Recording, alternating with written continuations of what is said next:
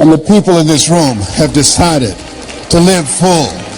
The people in this room have decided to die empty. The people in this room have decided to live life on their terms and not to be a volunteer victim. When you say yes to this industry, you're saying yes for a bigger life. You're saying yes, I'm tired of playing small. You're saying yes, I'm ready to be empowered to snatch victory from the jaws of defeat. You're saying yes to providing for yourself and your family. There's something that's in you that says, I'm not mentally fit to work for somebody for the rest of my life. You're saying yes to your life, yes to your dreams, yes to your unfolding future. Give yourselves a round of applause.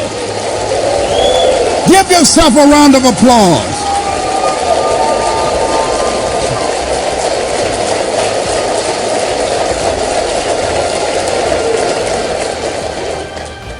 I didn't do this for years.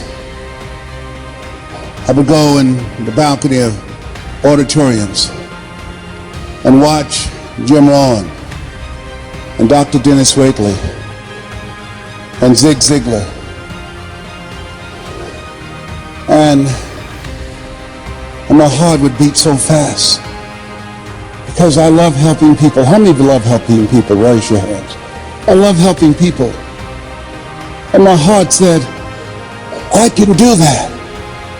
But then when I would leave there, and as I was walking to the car, my mental conditioning began to speak. And it would say, Les Brown, you can't do that. You don't have a college education.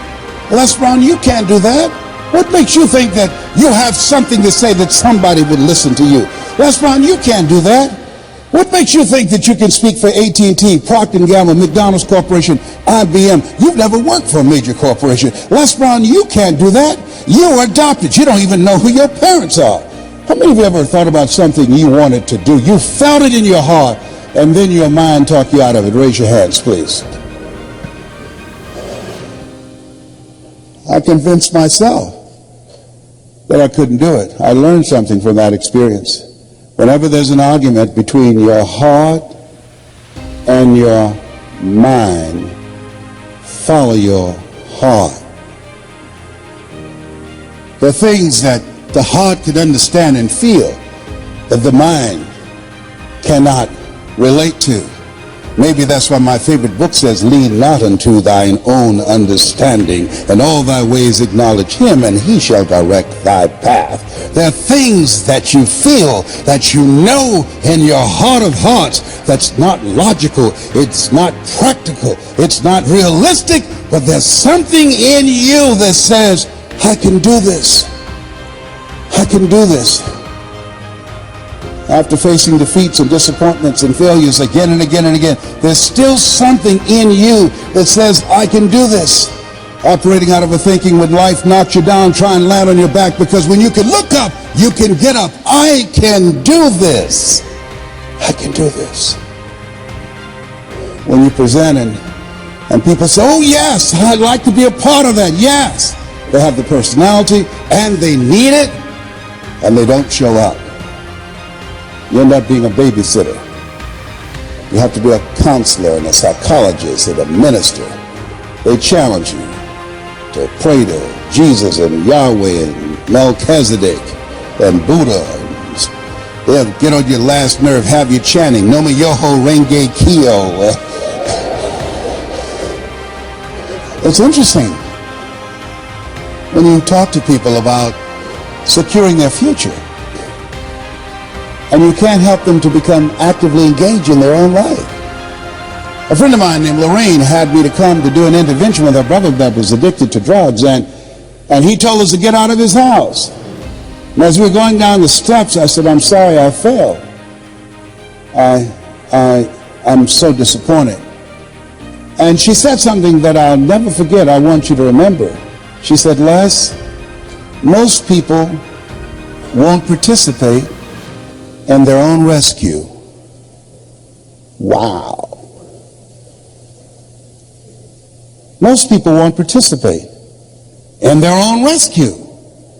You have a vehicle that will allow them to create their own job. You have products that people need.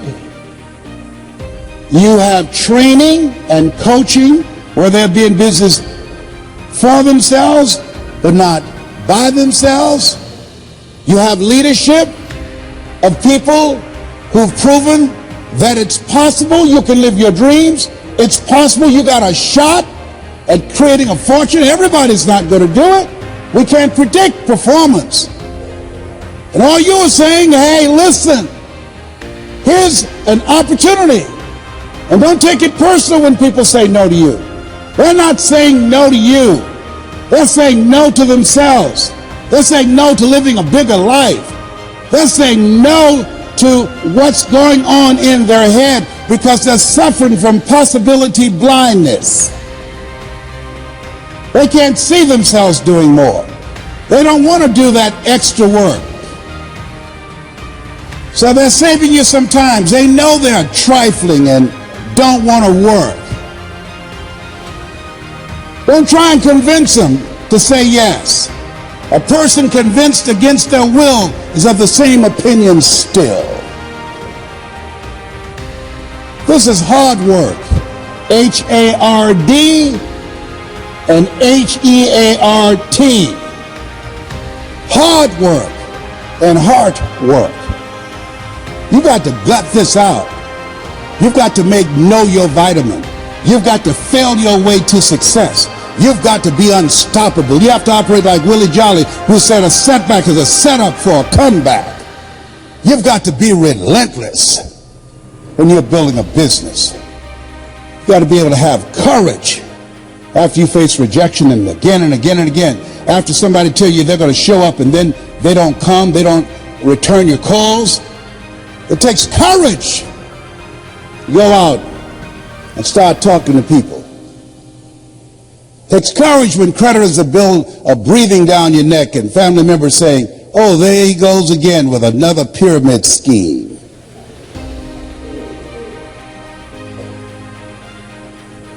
Am I making sense to you? What I'm doing. I didn't do this for 14 years because I didn't have the courage. I was afraid of being rejected because I don't have a college education. I had a tremendous inferiority complex and something else. In order to make this business successful, to go from a 9 to 5 to 5 until you faint, it's a different mindset. It requires a radical change. How many of you know that it's hard building a thriving residual income on a monthly basis? Raise your hands, please. Yeah, that's why most people won't say yes. It's much easier to complain about the economy. It's much easier to complain about our elected officials. It's much easier to talk about the recession. That's much easier to come up with excuses and why you can't do it. That's where I was. That's where I set up station for a long time. My mentor said something to me, Mike Williams. I want you to write this down. He said, anybody can complain. He said, if you do what is easy, that's complaining. If you do what is easy, your life will be hard. But if you do what is hard, your life will be easy. Come on now. That's strong medicine.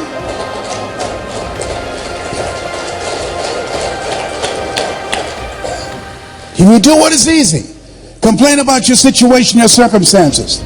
If you do what is easy, stand around and be a volunteer victim like everybody else. If you do what is easy, surrender and give up on your dreams. Become depressed and bitter and angry. Anybody can do that. If you do what is easy, your life will be hard. But if you do what is hard, keep coming back again and again and again. If you do what is hard, approaching strangers, talking to people in shopping malls, get up dressed every day, going out prospecting, knowing some way, somehow, with a spirit of expectation, somebody's out here looking for an opportunity. You can go outside right now and see some pigeons, but you're out hunting for eagles, and they're not common. And if you do that over and over and over again, somebody's going to show up. Somebody's going to say, I'm the one.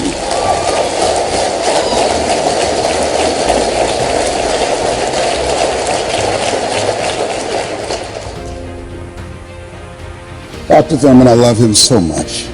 What a great writer. He said, there's something in each and every one of you that waits and listens to the voice of the genuine in yourself. It will be perhaps the only guide you will ever have. And if you cannot hear it, all of your life, your days will be spent on the ends of strings that somebody else pulls. And I submit to you that you invested the time and money to go to the airport, to fly cross country. I suggest to you, some of you drove here. I suggest to you, you showed up because you said, I'm going to pull my own strings. I'm going to control my own life. Nobody will ever pull my strings again. Give yourselves a round of applause.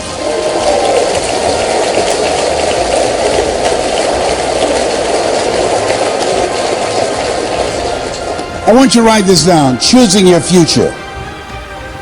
It's a program that we've created that's designed to put in place for you to work on yourself. A systematic process that changes your mindset. It's possible, it's necessary, it's you, it's hard, it's worth it, it's done. It's 6 CDs. Repeat after me, please. It's possible. Yeah, see, the easiest thing that I do now is come up on stage and speak to you. That's easy. But the most difficult thing that I've ever done, and it took me years to do, was to believe that I can do it.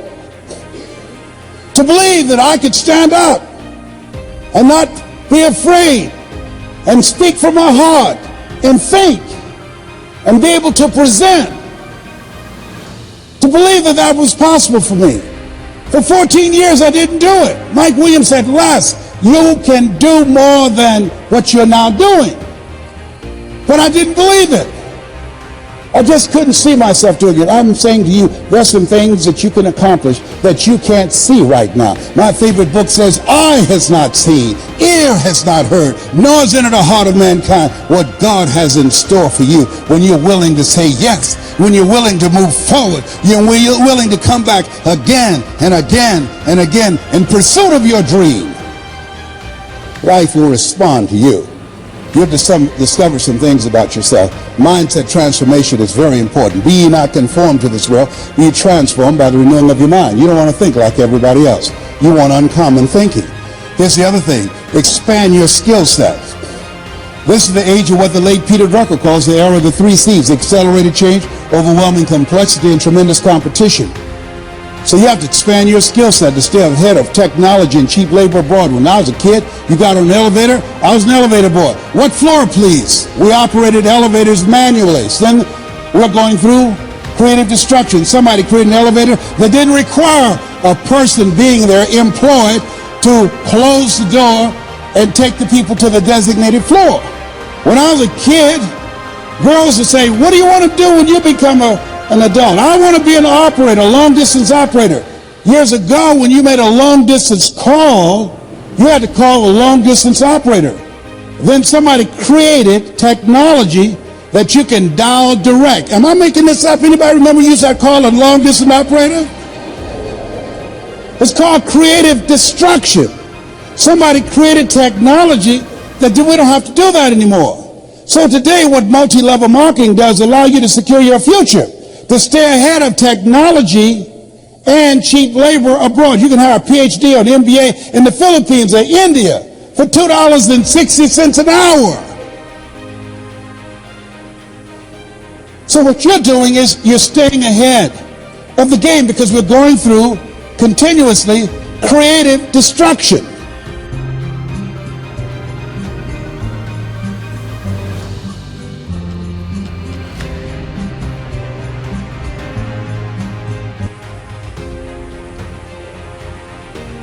I think about Mr. Washington.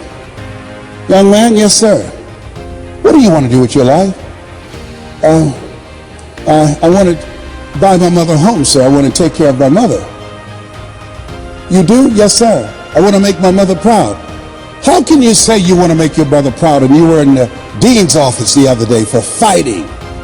Sir, they call me DT, the dumb twin. So you're going to fight them? Yes, sir. Why, Brown? Why? Anger is the wind that blows out the lamp of the mind. How do I get even, sir? Tell me.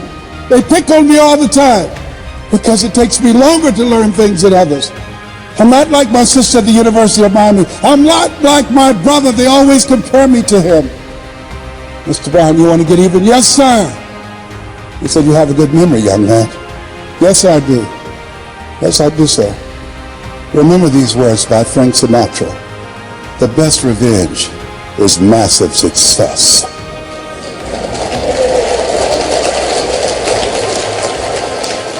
Become massively successful. That's how you become even. Thank you, sir. Mr. Brown? Yes, sir. Why did you sign those papers? What are you talking about? You're the first student in special education that was labeled educable mental retarded, put back from the 5th grade to the 4th grade. You failed in the 8th grade.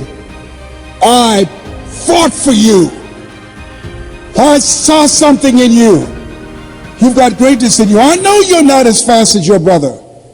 I know you're not like Margaret and your sister. But there's a hunger in you, sir. And I fought for you to get that, and I saw your name. I couldn't believe it when you signed it to somebody else. Why did you do that? Several teachers met with me and said that you wouldn't be with me at Florida A&M University to help me. Mr. Washington, they said if I didn't make the honor roll at Booker T. Washington High School, I would not make it at Florida A&M. You've been like a father to me. I never would want to bring embarrassment to your name. Mr. Brown, I know it's harder for you. But once you learn something because of your hunger, you got it. You master it. He said, I don't care what they said. But did you believe that you could go there and graduate? To be honest with you, sir, no, sir. Not without you, sir. Mr. Brown? Yes, sir. Listen to me. Yes, sir. Sometimes you have to believe in somebody's belief in you until your belief kicks in. Sometimes you have to believe in somebody's belief in you until your belief kicks in. Whoever recruited you to become involved in their organization, they saw something in you. Whoever asked you to be a part of their team, they saw greatness in you.